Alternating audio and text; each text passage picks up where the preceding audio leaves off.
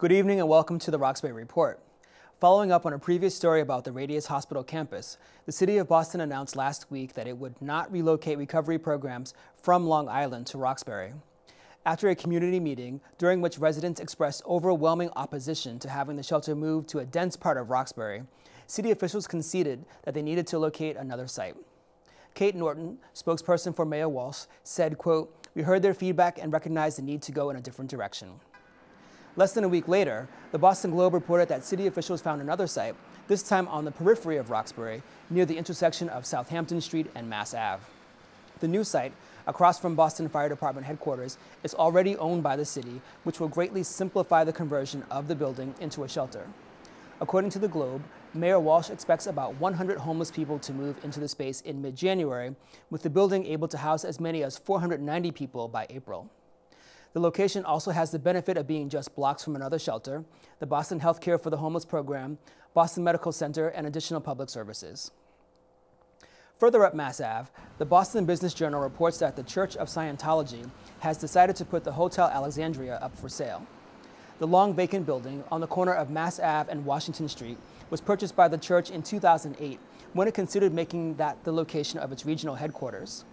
However, with the Church of Scientology International requiring buildings with a minimum of 50,000 square feet, the 42,000 square feet at the Hotel Alexandria are not enough. According to the BBJ, although the property has not yet been listed, several developers have already approached the church about a sale. No price was mentioned, but the church bought the property in 2008 for $4.5 million.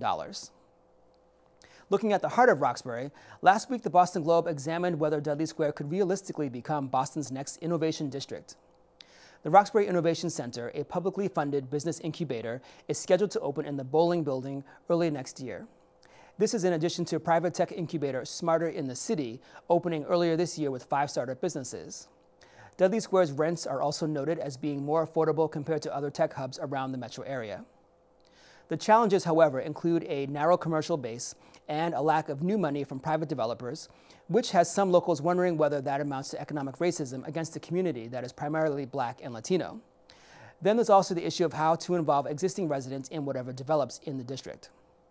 As with housing and commercial real estate, the concern is that residents will be overlooked when people of greater means move in. Residents took to Twitter to respond to the Globe article.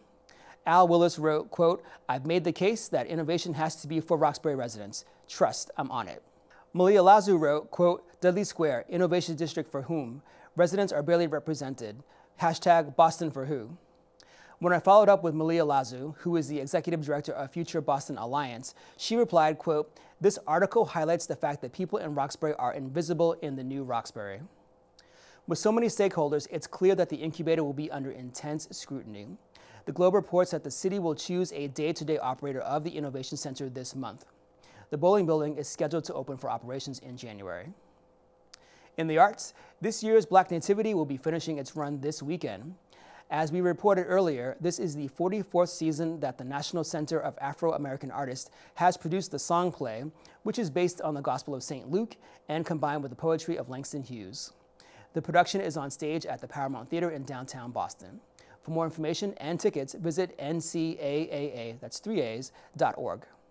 That's it for this edition of the Roxbury Report. We wish you all a great holiday season, and we'll see you again in the new year. Chris, back to you.